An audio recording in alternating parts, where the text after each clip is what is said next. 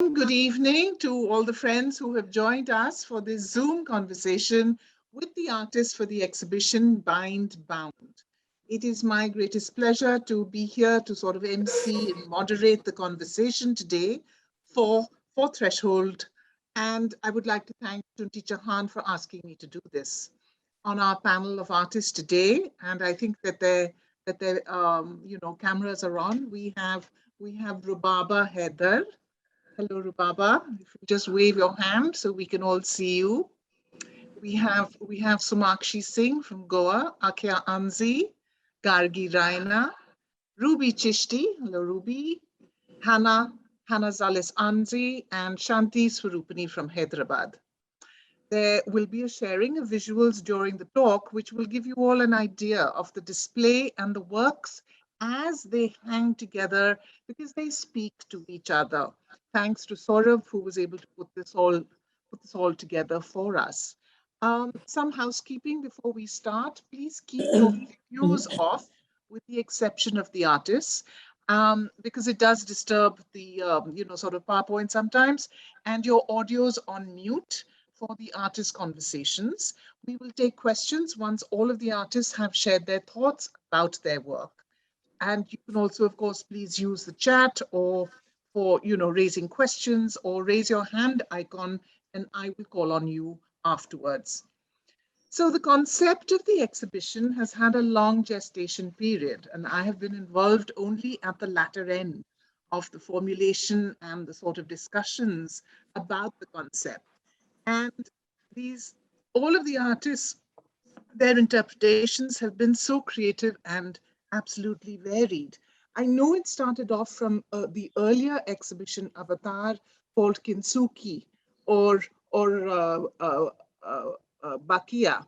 And that exhibition's concept was more of the stitching together of fragments. And I would like to first call on the curator and the brain behind the concept, Tunti Chauhan, to share with us how the concept came about and how the whole exhibition started. So over to you, Tunti, please. Thank you, Christine. Thank you to all the artists who've joined us today and who've made this exhibition possible. I'm just going to be reading out my curatorial premise because it says it all. We exist in a fine web of relationships between family, friends, community, and between nations. These ecosystems support us, keep us aloft, providing an anchor and steadying line during upheaval. Sometimes these very strictures can be binding and suffocating, constraining our growth against our will, enforcing duties and obligations, and behavior conforms. The tenets of our relationships are shaped by tradition, culture, religion, politics, and the times we live in. Tying the knot while signifying a bond also invariably speaks of an entanglement. Though it provides us security, that security comes at a huge price. And then the most tying down factor is our own thoughts that come from a sense of identity or role that we take on.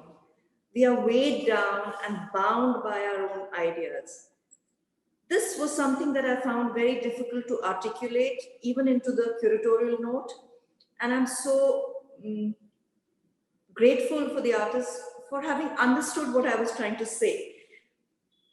As one evolves, one clearly sees the circle of emotion that surrounds and protects us, like a halo of our own thoughts, ideas, and expectations that bind us to what we have become. This striving to understand the ties that bind us, to need, to love, illusion, and anger leads to the subsequent desire to break free of all strictures in order to see the striped down truth of our own self-created identity. Bind Bound comes from a very personal journey of life as a great teacher. The need to understand the ties that bind us leads to empathy and of letting go, because that's the only way forward.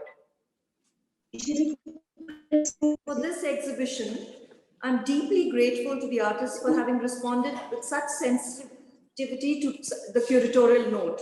which itself was a challenge for me to articulate. This exhibition comes almost as a sequel to Bakhia.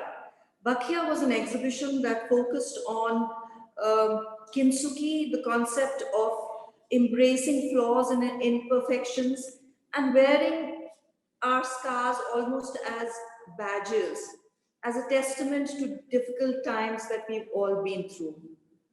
It comes from the practice of the Sufi Dervish, that is a meditative activity of not letting things fall apart. Kantha, Sujni, Rafu come from a similar philosophy of repurposing rather than discarding. Through the works of the artists, the exhibition explored the resilience and tenacity of the human spirit to survive against seemingly insurmountable odds, serving as a subtle reminder to the viewer to embrace and appreciate all aspects of life and revisit our conception of beauty, desirability, not as the absence of imperfection, but rather by recognizing those very flaws as a part of what completes us. It's the fingerprints of life itself. Being bound comes from the realization that we only get weighed in by our own thoughts, ideas, and again the idea of weaving an impregnable web around ourselves. Still, one realizes that one has to let go. But this understanding and empathy only comes through a difficult journey. The idea can find a seed in the bondage of domesticity, which is a cruel reality in cultures. So I struggled actually to find a male artist to include in the exhibition. It was an idea that was so delicate and came so close to the idea of home and the need for love. Akia is probably one of the most sensitive souls that I have ever met and worked with. Each artist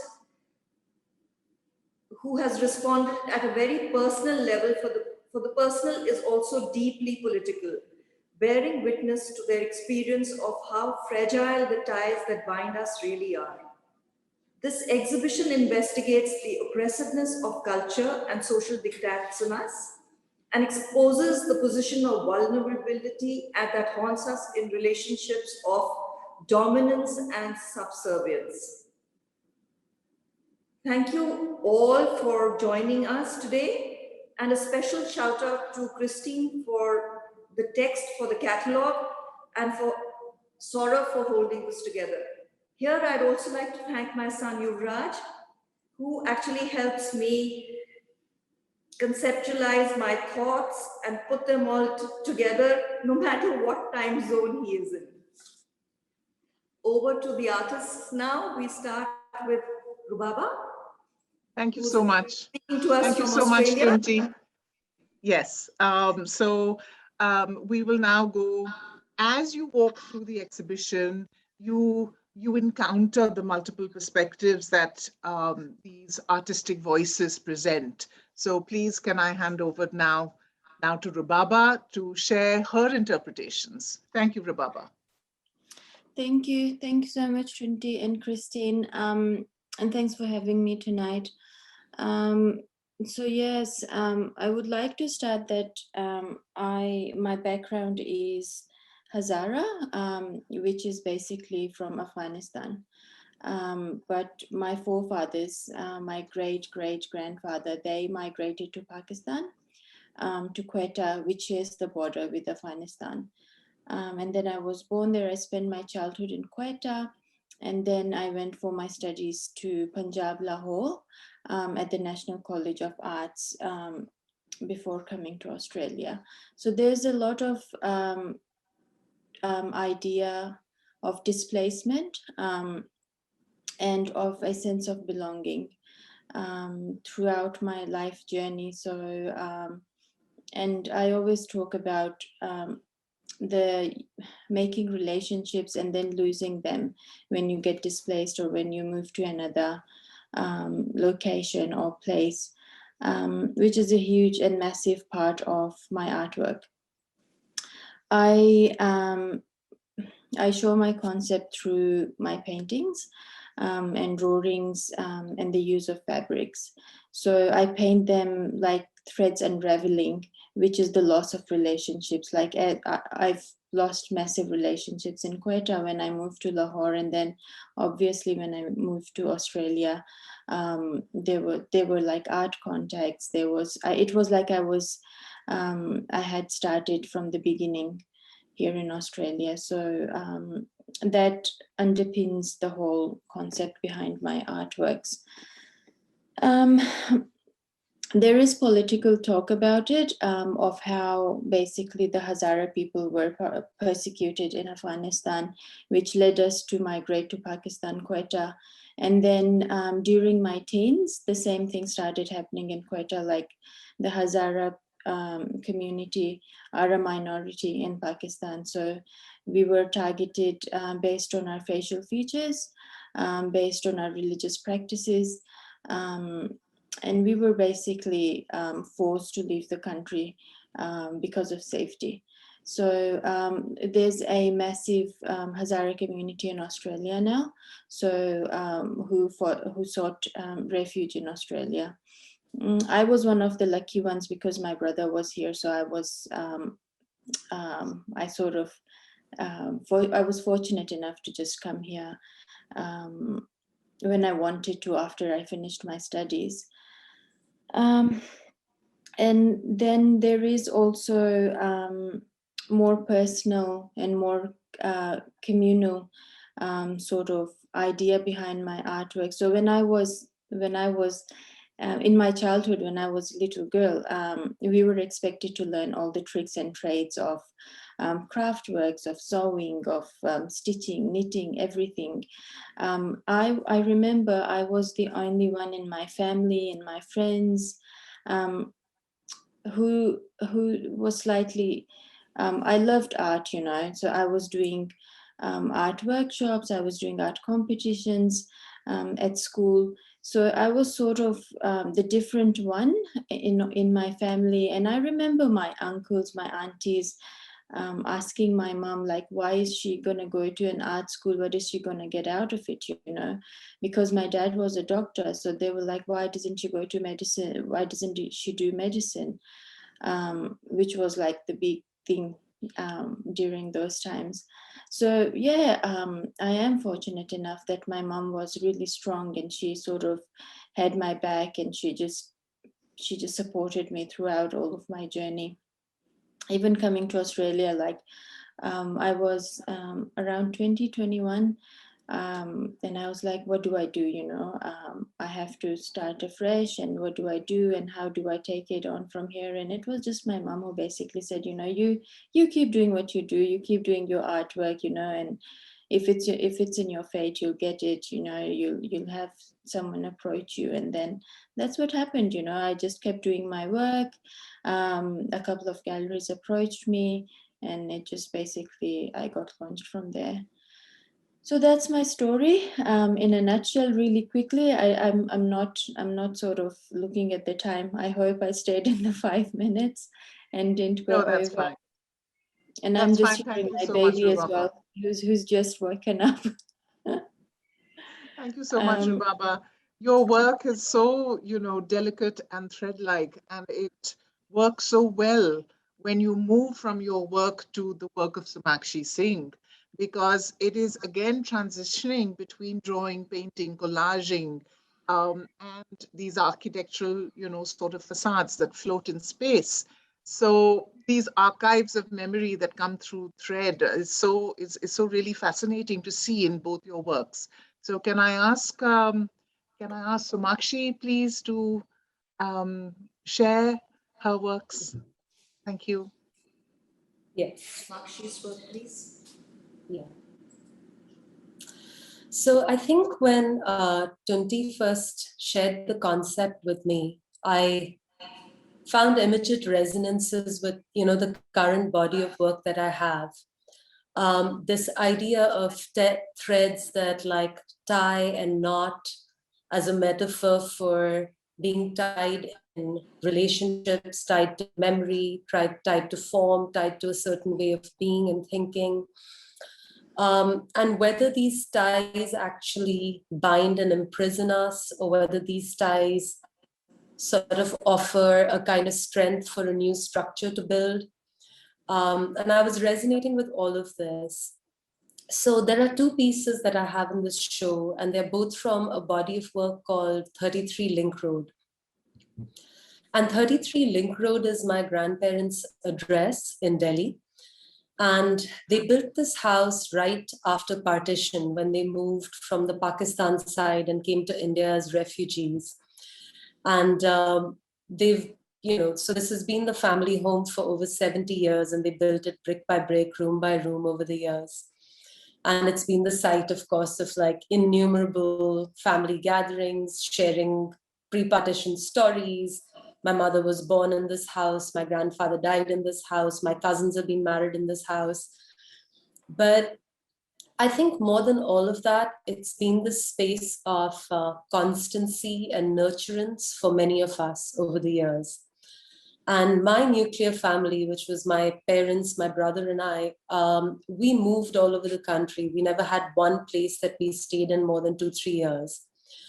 And so this home, coming back to 33 Link Road year after year, was really home as far as we were concerned. And it's been listed as our permanent address in all official documents. And this home is now, abandoned and empty, and both my grandparents are deceased. And so this body of work is really about, processing that feeling of when something that's this solid sheltering surface seems to have been now like rendered, vulnerable in time.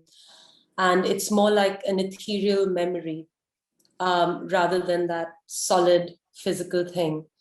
And so I went to the house and I measured all the architectural details in the house and all the objects. And I made these life-size thread drawings, which seem to kind of just hover weightlessly and are almost like cobwebs. They're very spectral, and in a way, they're almost so insubstantial that they register more through their shadows than their physical presence.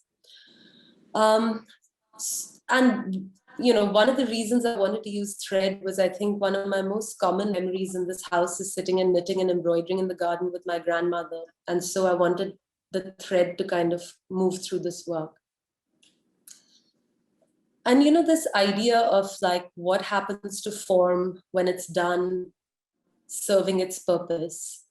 And I feel this is a question that's like very much up in the air around us right now. Like what happens to form? What happens to a system? What happens to a way of thinking or a way of being when it's no longer serving the purpose as expected? And I think through these lockdowns and this pandemic, I think this question has come up for many of us as I think we've spent an extended period of time with vulnerability, both thinking about the mortality of our loved ones, but also the vulnerability of our systems. And we see, our hospital systems unraveling, the economic systems unraveling, the environment has been vulnerable a long time. Our social systems have gone through so many mutations with all this isolation. I mean, many of us have lost loved ones in this time and haven't even made it to the funerals, which was pretty much unheard of, before last year. And our relationship to time also seems to have shifted, I feel. We have all these different rhythms of time inside us, and there's a rhythm of time which is more surface and more structured and more deadline based, and it's like a clock or a calendar, and it's future oriented and often frantic. And then there's this other rhythm which seems to come out when you're when there's this extended period of time by yourself, or you're just watching your breath or walking in nature. And for many people, it's been a time of discovering that original rhythm inside. So I think it's been a very interesting moment where we've been given a time and space to maybe allow for a shape-shifting of our stories and our identities and who we think we are and what we believe in and how we process, our relationship with time, with the environment, etc. And it'll be interesting to see, I think, if we, go back to the old models, or there's a new future coming up. So yeah, I think that's all I want to share with this. Thank you. Thank you so much, Sumakshi. And of course, this entire use of language, the use of sort of memory as language, and also the use of language is something that you're trying to communicate, but then sometimes it's a form of expression. And this leads us into Akia Anzi's work, where he uses the visual and the audio signs of Morse code to actually comment on language, love, and communication, or miscommunication. So I'd like to ask Akia to please come on the audio and to please share about his work. Thank you very much, Christine. So first of all, I think each one of us responded to the concept note and to the title, in fact, in a different way. So I would like to share mine first and then speak about the work, because I don't have much to say about it. So first of all, I think that my understanding of bind and bond goes in, each one of us think about ideas from his own geographic position and from his own background and cultural baggage. So instead of thinking about bind as something that bound, I was in a sense thinking about it in the other way around.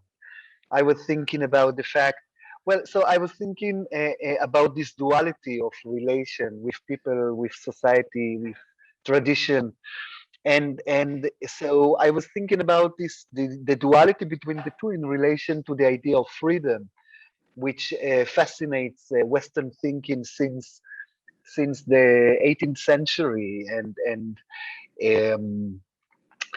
and the enlightenment and the fascination with freedom in all cost. And I think it still guides many of our thinking about freedom, even if we are not aware of it, definitely in the context of politics.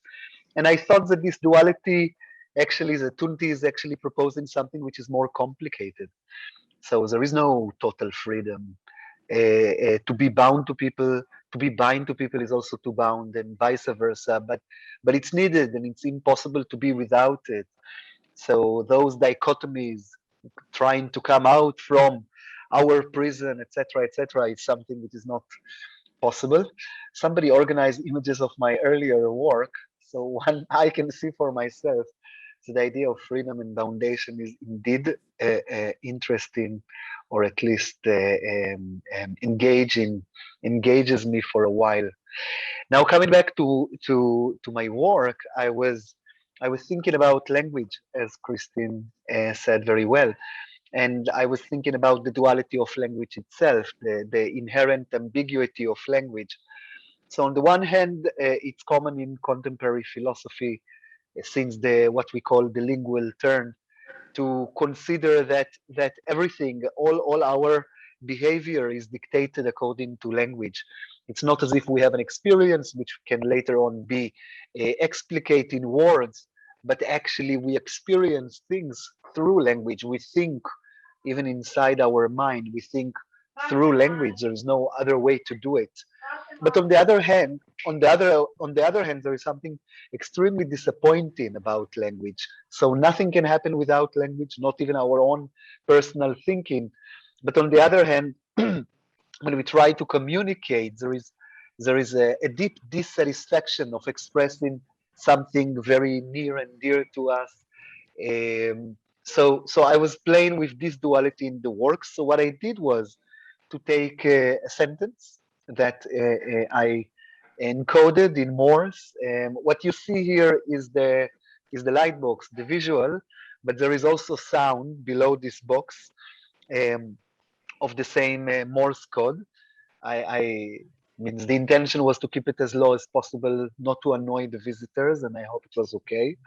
But the idea was also that you go in the space, and this code is haunting you and inviting you to decipher what it means. So far, two people did it, at least two people that I know. And I think to really understand the work, one has to crack the code. Not too difficult, I have to say. So, but the idea is that there is something that I'm telling the world or the visitors, which is not completely there, and yet it is there. One can have access to it. I think that idea fascinated me. And I think, in a sense, it exists in every form of communication and every artwork. Something is communicated and something remains concealed. Thank you very much.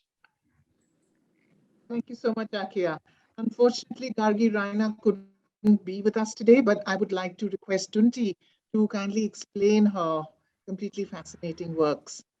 So over to you, Tunti, please, to just briefly speak about Gargi's Should I work. just read her artist note?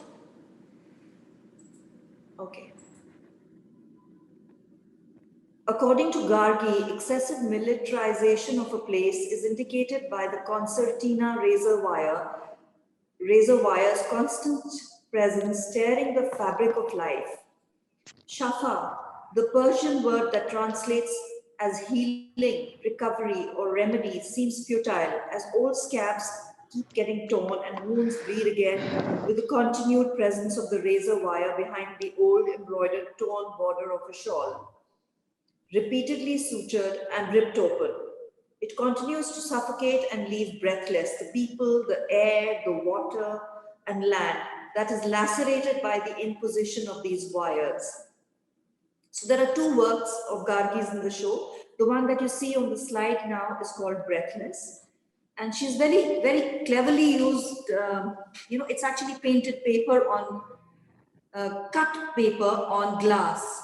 The mirror at the back comes across as a shiny wire. And here what you see most obviously are breathless lungs, but the tear and the cut in the middle has many, many morbid insinuations. It could be, it has so much to do with terrorism, rape, molestation. You also see the suturing down there, which is a needle that is stitching up the, could be a vagina, could be, there are these plants that you see which are like little uprooted stems, speaking about the family's move from Kashmir and what happened to a lot of people and continues to happen to a lot of people because of excessive militarization in these areas. There was a work that she did earlier, which was part of Bakia. Could we go back to that slide, please? Sorry. Yeah. This was a very beautiful work, which is called Aina Kari. So in the olden days, mirrors were shipped from Iran to Russia, and oftentimes, by the time the consignment reached there, they would break. And these broken mirrors were actually used by craftsmen to create something new. And this craft is called Ainakari. It's very much like looking through a kaleidoscope. It's the beautiful broken fragments that give you a very beautiful vision, but it's actually broken pieces of glass. So it's only through turmoil and through turbulence, the old concept of dukh daru sukh rog baya. It's about how it opens your understanding of life itself. And I think this is what she repeatedly talks about. In the velvet works that you see ahead, she uses these, a lot of rafu on torn pashmina shawls on rich red velvet. Now, rich red velvet could have so many connotations. Thank you so much, Tunti. I think we'll move on to Ruby Chishti, who also looks at the female form, and she looks at sort of women's histories, and her sculptures are both humorous as well as dignified. They're vulnerable as well as courageous, and her work really references women's worlds, personal narratives, and psychological states, mystical states. Ruby. So I'd like Ruby Chishti to please open her audio and share with us about her entire masking and unmasking of the female form. Thank you so much, Ruby. Over to you.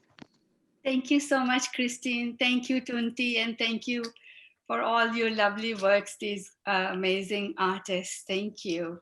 I see these ties through memory and through the persistence of passage of time, how experiences of love and loss shape us and what it takes to be a human.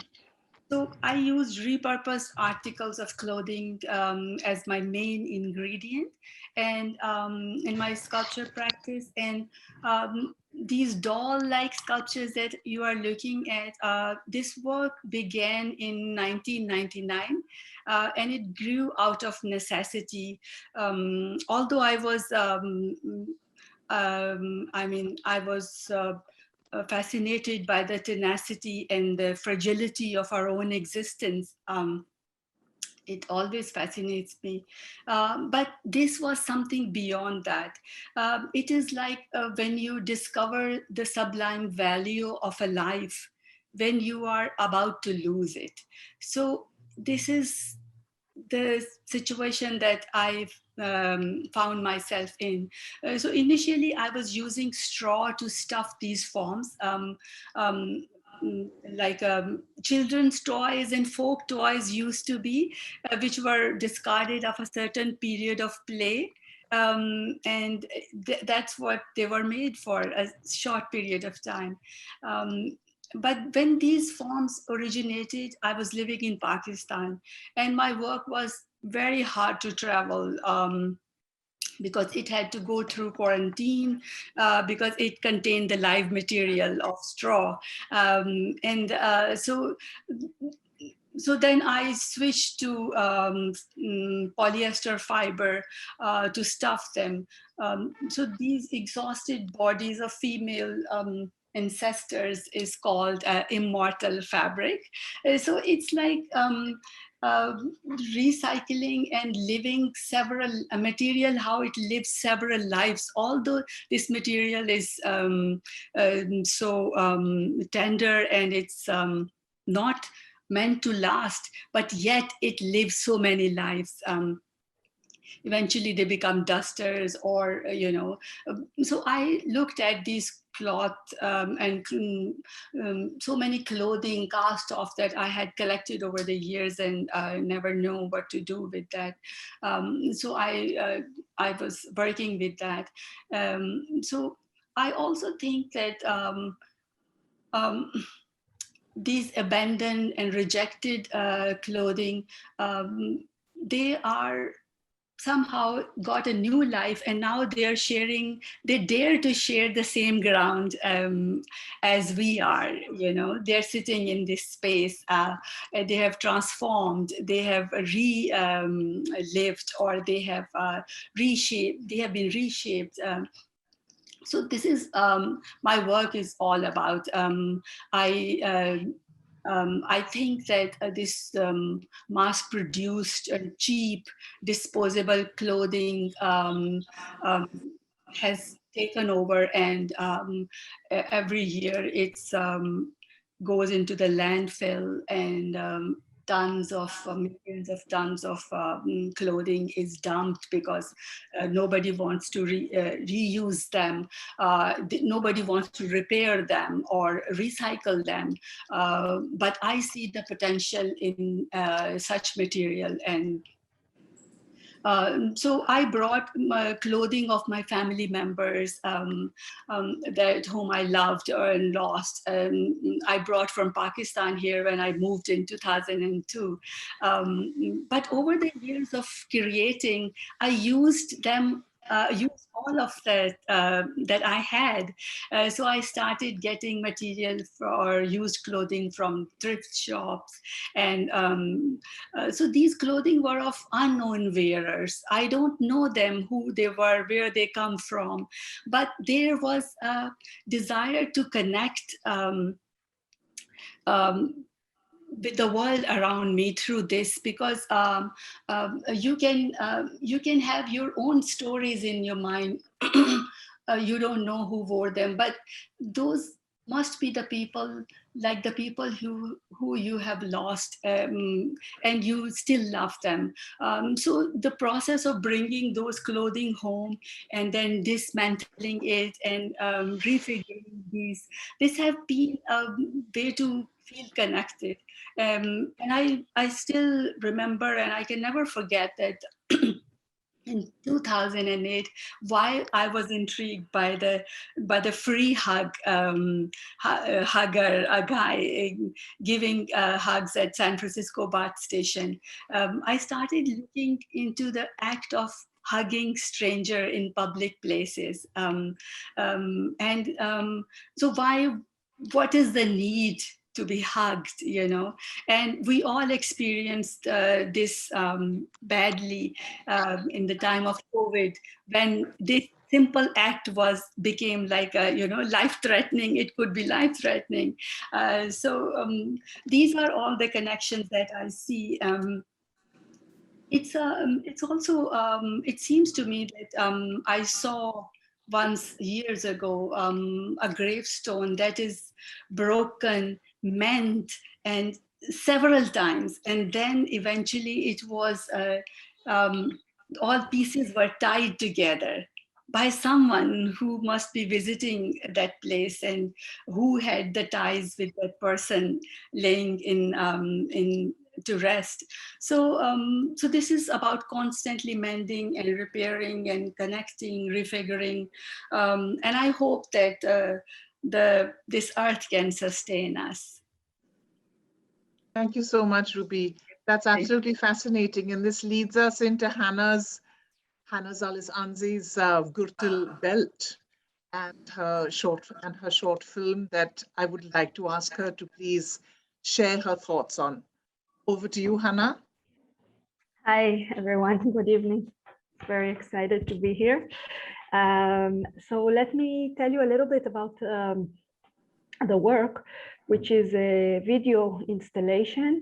And as you see this object, which appears right now on the screen, the Gürtel. The Gürtel is in Yiddish a belt, and it serves in different functions. The Gürtel is worn by the male Hasidic Jew, and normally during prayer, and serves as a separator, as a divider between the upper body and the lower. However, it also has a function during the Jewish wedding. It serves as a connector between the groom or the groom's father or the bride's father and the bride. And the video, which I created within this installation, titled Tanz, comes from the original mitzvah Tanz, which is again Yiddish for the dance of the deed. So the dance of binding the couple together. And what you see, oh good, thank you for playing the video. It's an 8.5-minute loop where my husband, Achia, and I perform this dance on our 10th wedding anniversary while trying to keep the girdle aligned with the frame so that it is equally distributed among the frame in a yeah, like we see it here, in a very geometrical image. So means these are the works. I think that that very unique duality or that that function of the belt, of the girdle within the ritual, having those negating forces is what led me to create this installation. Thank you so much, Hannah. That's absolutely fascinating. And this this linking of the historical with the personal is something that leads us straight into Shanti's work. And Shanti, Shanti's is a unique voice which really sort of resonates with her experiences, and it investigates social realities and also cultural myths. So I'd like to ask Shanti, please, to open her mic and to share with us her thoughts on both her sculpture as well as the watercolor. Over to you, Shanti. I think there was a sense of loss and emptiness, and these was like some attempts at dealing with that emptiness and need to connect and disconnect to. So I think when we speak in a way that we do not want to reveal so much, but so I don't know. Can you share about your materials and techniques? I mean, especially about the sculpture that Tutti is standing in front of, because I find that absolutely fascinating. The The sculpture that's there. Yeah, the sculpture that's there. Yeah. So the materials that were like, we used copper and then tried to weave in, we used wires actually to weave in stories or to weave in situations and to weave in forms and to connect the forms actually. So there was. It says a life-size body mold, Shanti. So could you just talk us through that process? The process of, I'm just, can I just take a minute off, Of course, absolutely. Absolutely. Let's open it up for question and answers right now from the audience. And then Shanti will, come back and speak more about her work and share. So we have some comments in the chat. Rubaba says, it is past midnight in Australia and I need to go and feed my newborn baby. Aw. So thank you, Rubaba, for being with us. And okay, good night, Rubaba. All right, thank you. She really is in a bind. Yes. And there is a note from Ruchika. Ruby, I remember visiting your studio in 2011, and later together we went back to Manhattan where you went to buy cloth. So is Ruchika there? Would you like to open your mic and say something more about that meeting? Yes. Yeah. Hi, everyone. Hi, Ruby. Hi.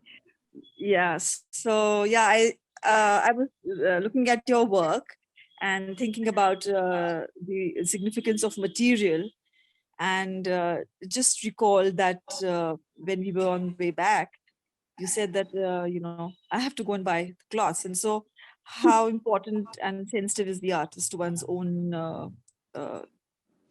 material and what we create art with. So that's equally a part of our practice. So just I just wanted to bring that note in.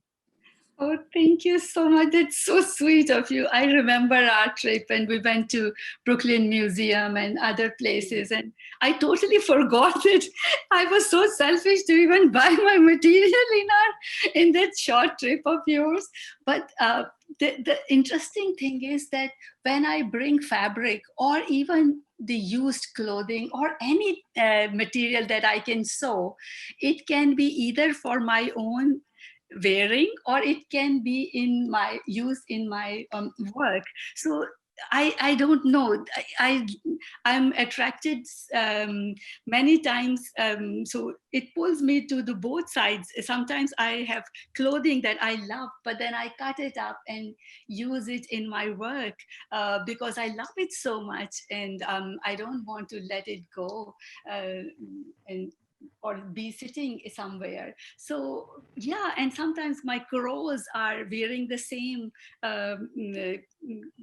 scraps of fabric which I was wearing the same clothing, so they are the scraps of the same fabric. So it's not much difference between what I wear and what I use as a material. I remember my older brother one time in Pakistan. He found his trousers after a long time, and he was so happy to see. And he said, "Oh my God, I found it!" And when he turned inside out, it was 1.5-legged trouser because I had cut up the half and made something out of it. So I'm kind of comfortable with this material that I can play with it. I have a question.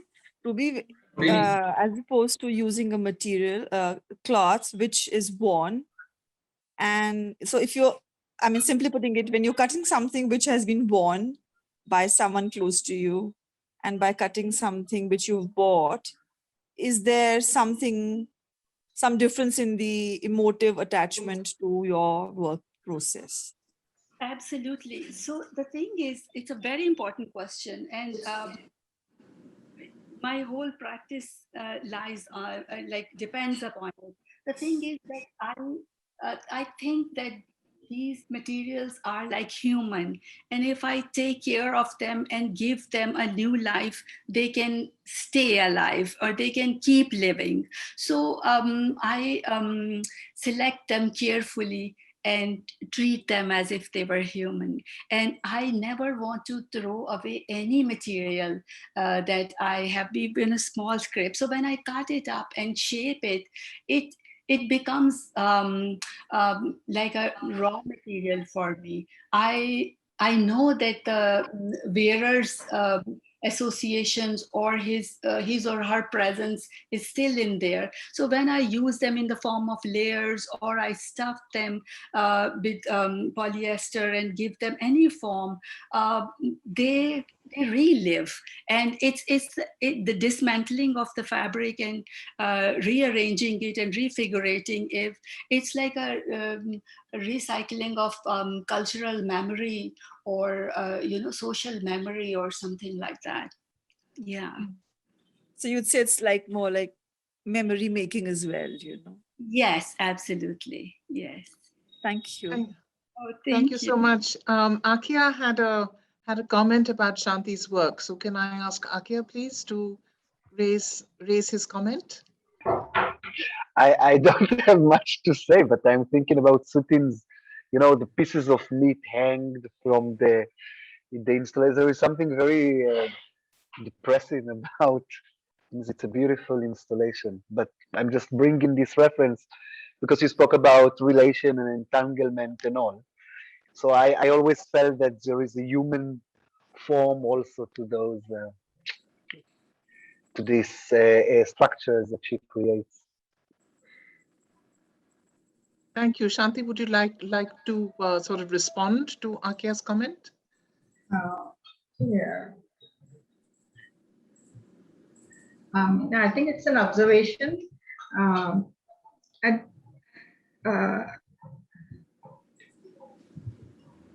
mean,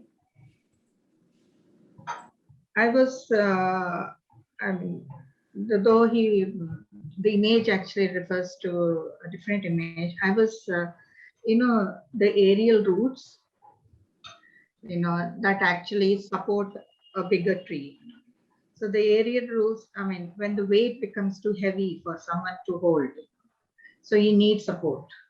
So I think that was a kind of an idea that, I mean, how do we support? How does the system supports? I think that was the idea, or the reason, I think, that pushed me actually to create this work. and it is and something internal is exposed, and then there's a kind of vulnerability, and when you do not want to reveal and something is revealed, and how do you handle things then? So I think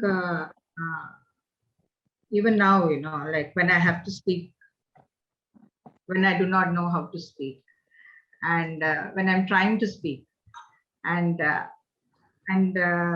I'm trying to make some sense in what I'm speaking.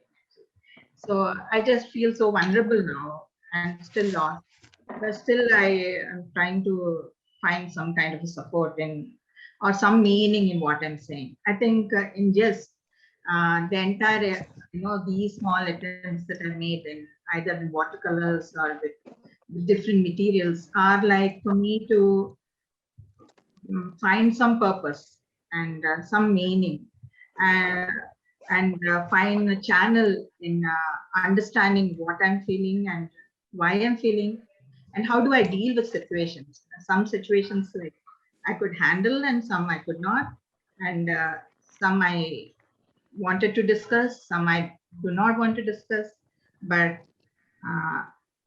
I think when we want to say things, we need to have a system or someone to understand us. And sometimes when our words are not adequate, when I think we need, I don't know what I'm saying also, I'm trying to make sense actually. Yeah. No, I think you've made a lot of sense, Shanti, and thank you so much for sharing these, deep and very personal thoughts with us. And of course, your work speaks for itself. It, sort of really resonates with everyone else's experience. So thank you so much for that. May I call for a last round of comments or questions with our panel of artists here? Anybody else who's in the audience? Who would like to ask anything? We'll give it a count of Could I say 5. something? Yes, of course. Who is that? This is Indra Pramit. Oh, hello, Indro. Yes, over to Hi, you. Christy. Hello. Good to see you. Good to see all the artists and the works. And I have already seen it online, but it's always a pleasure to listen to the artist's perspective. And I wanted to say, first of all, to both you and Tunti for curating such a very interesting show of such works of such great delicacy and fragility, and at the same time beauty, which is a much contested word in the contemporary. I haven't curated the show, Indro. You managed It to is bring Tunti. that in. It's Tunti. Tunti has done a good job. You've done a good job of writing. You handheld me a lot, Christine. Yes. Yeah, I don't know why Tunti is always so unsure of curating. I think she does a beautiful job of curation, so she should do more of that. So to begin with, but since I show with her, it'll sound like mutual back scratching, so I'm not going into the depth of it. What I would like to mention is a discovery for me, and I was not familiar with her work. So is Hannah Anzi. The other artists, I have seen their works. Sumakshi, I had the good fortune of Shanti, I know for many years. Gargi is a good friend. So I'm kind of, and Akya, of course, I've seen his works before. Ruby's work I have seen, I'm familiar, except for these two artists, and they came as very nice surprises. But even for the artists who I was familiar with, this is a brilliant new body of work. I really enjoy inside takes about, but I would like to say even when I don't know where I could feel that there is a certain work. One thing that I missed in all the talk that artists, perhaps with the well, not even Akia, that there is an underlying politics, which I think the artists are very averse to mentioning. But whether it is that Zara thing that Rubaba was mentioning, or the works of Akia comes from a background which is very fraught. We know that, and that history, or Gargis for that matter, even rubies, or I would say Shantis, yes, of course, politics of gender. So that somehow people have chosen to skirt. I was wondering, is it because they don't want to mention the obvious, or is it because they would rather leave it to the viewer, or is it because I mean, I'm sure it is very upfront in some cases, and maybe in some cases it's not all that. But I was just why nobody in particular actually touched upon that. Can I ask any of the artists to please respond to Indro's query? First of all, it's a very good point, I think, no? we could discuss the politics of bind and bound, and I think it's a very important element. I think there is something very personal about the show, and many of us spoke about this. I can speak for myself. I spoke about communicating love. My wife, my better half, spoke about relationship, and so that was quite personal.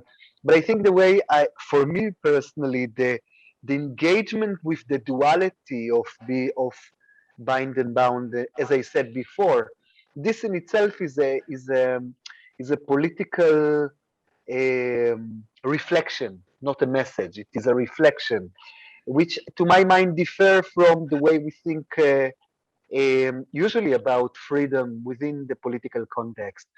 I think that many of our thoughts about politics are driven by this myth of freedom, that at some point we will reach total freedom, and and when we will manage that, everything is going to be fine. And I think that the accepting the duality of every relation, every bond with a person is also a limitation, and vice versa, that we would need this kind of thing. I think there is a politics for this kind of there is a political angle to this kind of reflection. But again, as I said before, we need to have another artist talk, which will focus on the political aspect of this exhibition. I totally agree. Thank you very much for this. Thank you, Akia. Does anybody else want to No, I couldn't take it up, agree Ruby? more with that point, that it is not it's not a statement. Yeah. I don't have to say anything. I think Akia is very right, and the question was very genuine too.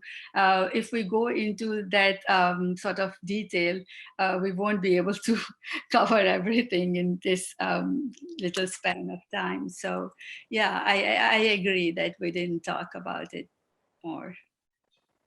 Well, I think it was inferred and it was raised, but possibly the talk took a different direction.